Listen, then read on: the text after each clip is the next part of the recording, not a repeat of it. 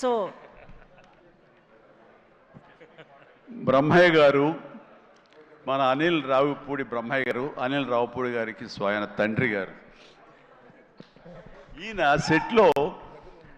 సెట్లో ప్రతిరోజు ఉండి తన కొడుకు యొక్క ఎదుగుదలని, కొడుకు పనితనాన్ని, కొడుకు సక్సెస్ని చూసి ఎంతగా ముచ్చటగా పుత్రోత్సాహాన్ని అనుభవిస్తున్నాడంటే ఒక్కోసారి నాకే కుళ్ళు వస్తుంది. నన్ను మించిన పుత్రోత్సాహాన్ని అనుభవిస్తున్నాడు ఈయన.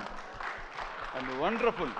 కష్టపడి ఒక డ్రైవర్గా, ఒక ఆర్టీసీ డ్రైవర్గా రేయింబవళ్ళు కష్టపడి కొడుకుకి మన ఎంఎస్ చదివించి, అక్కడ కాదు కొడుకు ఇది ఇష్టం అంటే కనుక అటు తీసుకువెళ్ళి సినిమాలకు వెళ్ళమని ఎంకరేజ్ చేసి, అసలు సినిమాల్లో అనిల్ రావుపూడి చెడగొట్టిందే ఈ వ్యక్తి అండి. నాన్న చిరంజీవి సినిమా రిలీజ్ అయిన నాన్న 8 ఏళ్ళ కుర్రాడంటే, అరే పదరా అమ్మకి చెప్పరా వెళ్ళిపోదామని తీసుకెళ్ళి ఆ సినిమా చూసి, ఆ డ్యాన్సులు చూసి, ఆ వేసుకున్న బట్టలు ఏవైతే గ్యాంగ్ లీడర్ బట్టలు, ఇంకో బట్టలు ఏవో, ఆ బట్టలు అన్నీ అలాగే కుట్టించి టైలర్ దగ్గర కొడుకేసి, కొడుకు యానివర్సరీస్లో స్కూల్లో డ్యాన్స్ చేస్తుంటే చూసి ఆనందపడిపోయేటువంటి అల్ప సంతోషి, ఆనందపడేంత గొప్ప వ్యక్తి. అండ్ తన కోరిక, కొడుకు మీద తను పెట్టుకున్న ఆశలు, ఈ రోజు నా కొడుకు ఇంత సక్సెస్ఫుల్ డైరెక్టర్గా ఉండి సూపర్ స్టార్స్ని తను డైరెక్ట్ చేస్తుంటే ఎంత మురిసిపోతుంటాడంటే, ఇంతకంటే జన్మకి ఏం కావాలి ఒక తండ్రికి. Congratulations and wonderful. ప్రతి నిమిషం ఆస్వాదించండి, ఆనందపడండి ప్లీజ్. వావ్, ఒక ప్రౌడ్ ఫాదర్ ఇంకొక ప్రౌడ్ ఫాదర్ని అభినందించడం చాలా సంతోషంగా ఉంది. ఎస్ హలో, నేను ఆఖరి స్పీచ్ హీరోగా తర్వాత ఎవరు మాట్లాడకూడదు, ప్రోటోకాల్ కాదు, కానీ మీరు ఆ ఛాన్స్ తీసుకున్నారు, మీకు మాత్రం అర్హత ఉంది, మాట్లాడండి. బీటెక్ చదివాడు, గుంటూరులో బీటెక్ చదివేటప్పుడు థర్డ్ ఇయర్లో 3 సబ్జెక్టులు పోతే నేను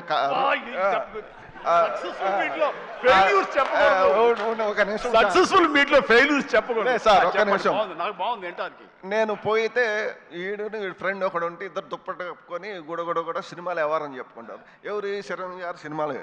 చిరంజీవి గారి సినిమాలు వారంలో ఆదివారం 3 సినిమాలు చూస్తాడు.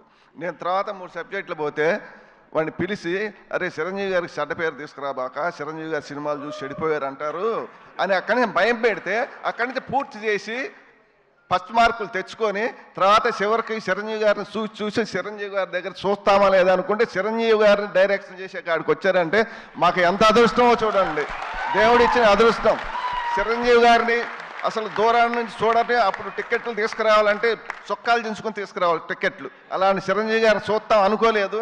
చిరంజీవి గారికి తోటి డైరెక్షన్ చేశారంటే మాకు ఎంతో అదృష్టం చిరంజీవి గారు దొరకటం. అదొకటి. మేము లాస్ట్ షెడ్యూల్లో Kerala, first schedule Kerala shooting చేస్తుంటే అంతమంది జనంలో నన్ను పిలిచి చిరంజీవి గారు భోజనాన్ని తీసుకెళ్ళి ఆయన చేతుల మీద భోజనం పెట్టాడు. అప్పుడు షూటింగ్ నేను పోతా సినిమా ఎట్లా వస్తుంది అని అడిగాడు. సార్ ఇది 400 నుంచి 500 కోట్లు కొట్టిద్దాను. అప్పుడే అంటే అన్నాడు, ఎలా చెప్పగలిగామన్నాడు, మీ స్టైలు, మీ క్రాపు, మీ బూటు, మీ ప్యాంటు కలర్, అది ఆ రోజు పసుపు కలర్ వైట్ షర్ట్ వేశాడు, దాని మీద వైట్ మీద. అది చూసి మీరు సినిమాలో నటిస్తారు సార్, మా అబ్బాయి సినిమా తీస్తాడు, చూసి రిజల్ట్ చెప్పేది మనం, ఆడియన్స్గా మనం రిజల్ట్ చెప్పేది. ఆ రోజే చెప్పాను నేను, చిరంజీవి గారు ఇది 400 నుంచి 500 మధ్యలో కొట్టిద్దని చెప్పా. నిజమా అన్నాడు. నిజం సార్ అన్న. అదొకటి. మాకు అనిలు 100 మైళ్ళు స్పీడ్ సినిమా తీస్తే చిరంజీవి గారు దాన్ని 200 మైళ్ళు చేశాడు. ఒకరోజు నేను ఇంటి దగ్గర వాడు రాగానే సాయంత్రం పడుకున్నప్పుడు, అబ్బాయి తెల్లారి షూటింగ్ ఎన్నింటికని అడుగుతా, నాన్న నన్ను 9ంటికి లేపో 10ంటికి లేపో అంటాడు. ఒకరోజు నాన్న చిరంజీవి గారికి నేను 9ంటికి చెప్పాను, నన్ను 9:30కి చెప్పాను, నన్ను 9ంటికి లేపమన్నాడు. సరేనన్న. ఆ రోజు చిరంజీవి గారు 7:30కు సెట్లో కూకున్నాడు.